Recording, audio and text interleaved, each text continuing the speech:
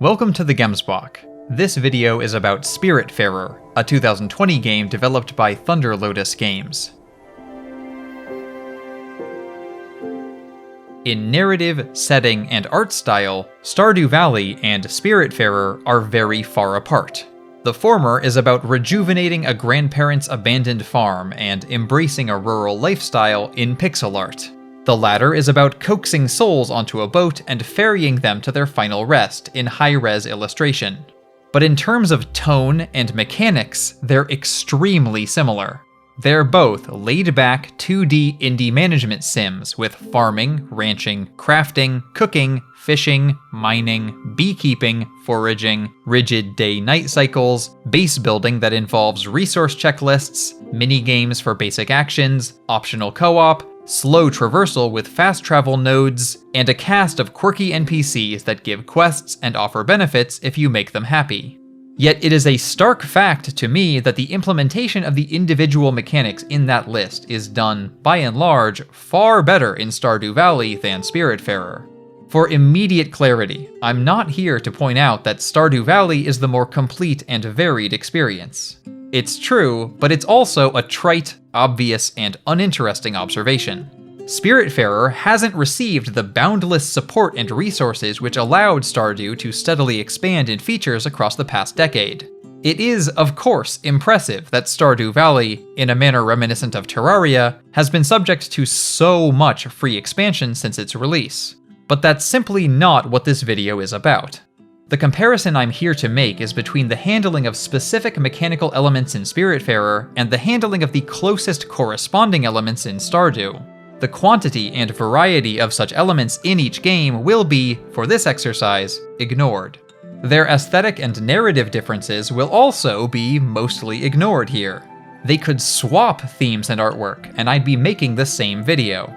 In fact, they could swap practically everything other than the details I'm about to discuss, and a session spent playing Stardew Valley would still be preferable, due to the mechanical functioning of many basic interactions with the game world.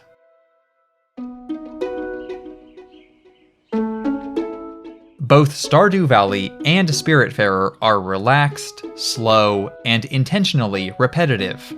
Both of them, at their core, involve doing a small number of concrete practical tasks a large number of times, with the productivity or pace of some of those tasks increasing with progress. We can roughly divide the relevant tasks within each game into two groups: passive and active. Passive tasks can be set and forgotten. After initiating them, they look after themselves until they're completed a pre-programmed number of actual minutes or seconds later. Aging or fermenting produce is an example of a task that is handled passively in both games. In general, both games get passive tasks right. No complaints here. Active tasks, on the other hand, only happen as long as the player character is doing them. Some of these are extremely short, like plucking a single crop in either game. Others take longer, such as mining an ore deposit in either game. And still others take a minute or more each, like participating in timed events for special rewards in either game. The gameplay loop of both titles involves juggling and prioritizing active tasks to fill time in between cycles on the passive tasks, all in service of accumulating resources toward various goals. Now, the two games don't categorize every task the same way as each other. For example, refining ore into ingots is a passive task in Stardew Valley, but an active task in Spiritfarer. But that's no concern here. All that matters here is the set of activities which both games put in the active group, because such activities are great in Stardew, but worse and worse the longer you play Spiritfarer. Let's compare the act of cutting down a tree in Stardew Valley to the act of cutting down a tree in Spiritfarer. In Stardew Valley, you click on the tree until it falls over. In Spiritfarer, first you click on the tree, then you wait for Daffodil to join Stella, which can take a moment if they've gotten separated. Then you watch an animation of them joining their Everlights into a saw. Then you wiggle the saw back and forth until the tree falls over.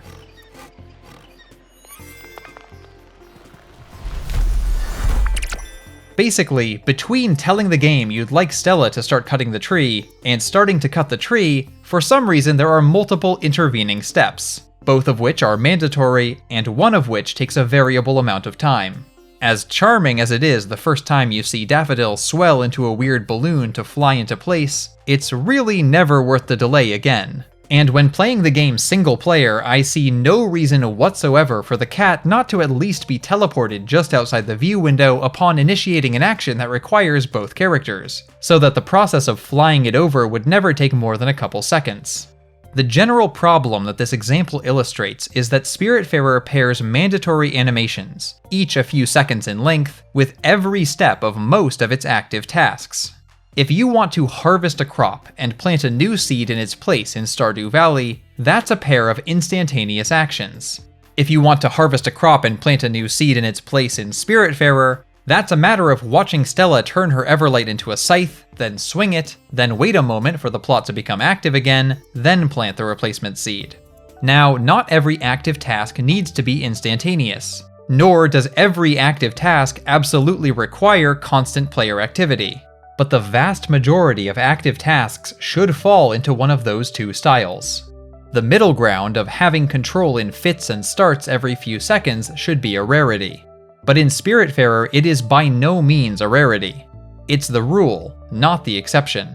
Instead, instantaneous active tasks like feeding chickens and collecting their eggs, and constant input active tasks like processing fibers into threads, are the rarity. Under such circumstances, those little touches become grating, adding friction which builds up into tedium as hours in the game pass by. Each of the animations in question is only about 3 seconds long, but for actions that will be performed almost constantly in-game across hours, that's still 2 or 3 seconds too long. After all, we're talking about the animations associated with shearing sheep, milking cows, plucking vegetables, harvesting stalks, pulling fruit, watering plants, cooking food, rowing ashore, beginning to fish, chopping trees, and sleeping through the night. While it would be ideal for most of the relevant animations to eventually become skippable, just offering some means of speeding them up after some point in the campaign would likely be enough of a fix for most of the issues here. The first time Bruce has to manually pull Mickey's ear so he's facing Stella before she can talk to them, it's a likable bit of polish. The 30th time Bruce has to manually pull Mickey's ear so he's facing Stella before she can talk to them, it's a groan-inducing annoyance. Overdrawing the pickaxe when mining, or overheating the hammer in the smithy, punishes the player by forcing them to sit through an animation before continuing. You would think, in implementing those systems, the developers might have noticed that they were offering the same form of punishment to players for watering their crops, retrieving cooked food, and going to sleep.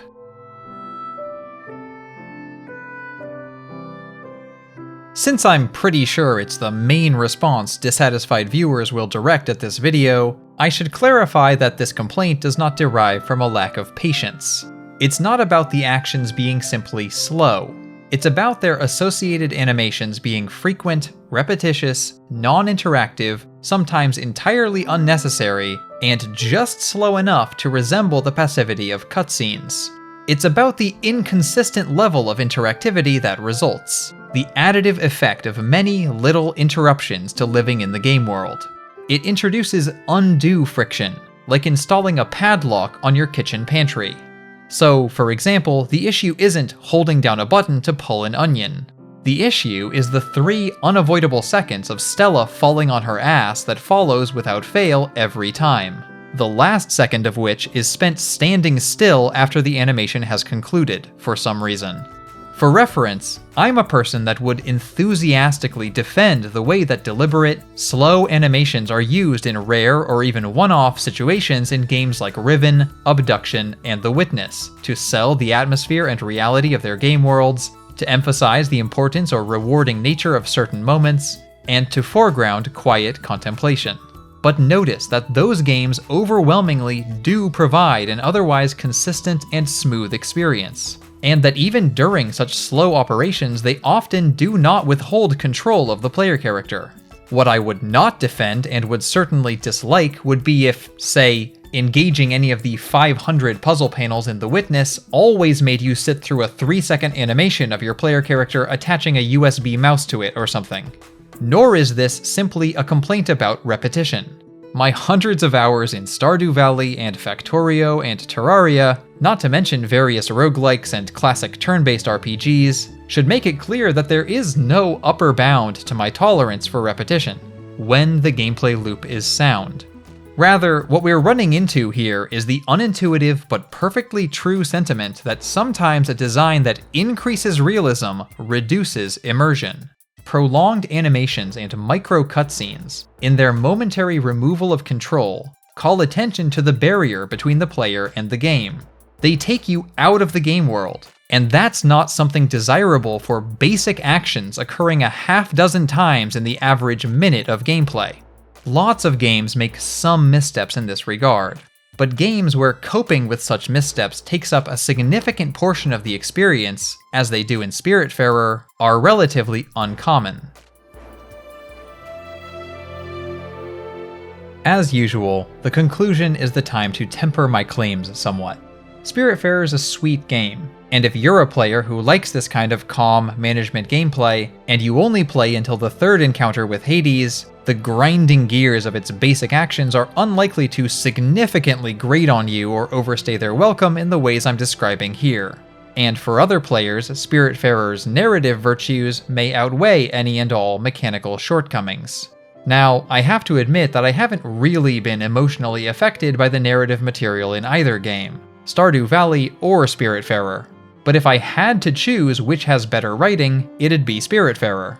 As much as I like Linus, Maru, and Leah, the denizens of Stardew are, with just a couple exceptions, fairly one-dimensional when compared to the personalities and backstories you can uncover through investigation or implication with Spiritfarer figures like Gustav, Summer, Stanley, and Bruce and Mickey.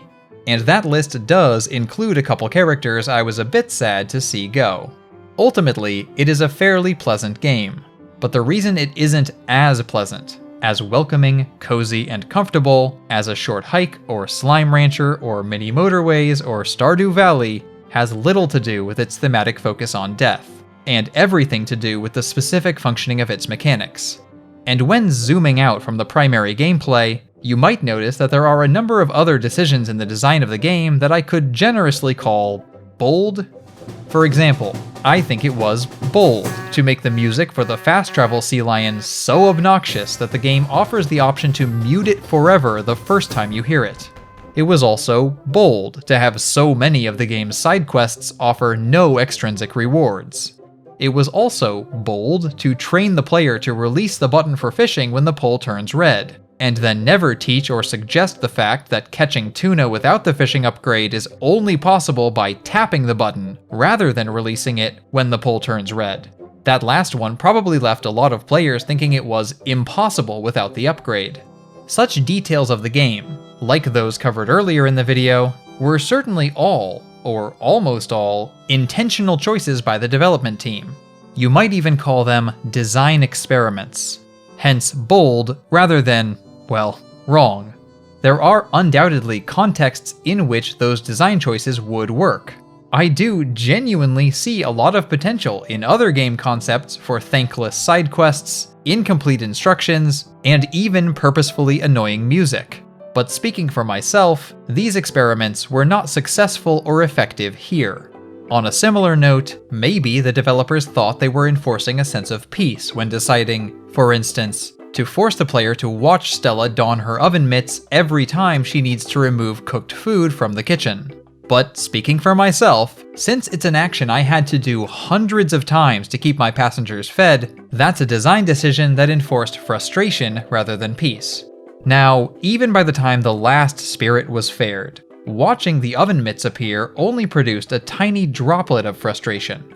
And the same could be said, that only a tiny droplet of frustration results for any other individual animation into which the game locks the player. Unfortunately, across an entire playthrough, Spiritfarer acts as something of a rain barrel for such droplets. So there was enough for a video-long chug at the final weigh-in.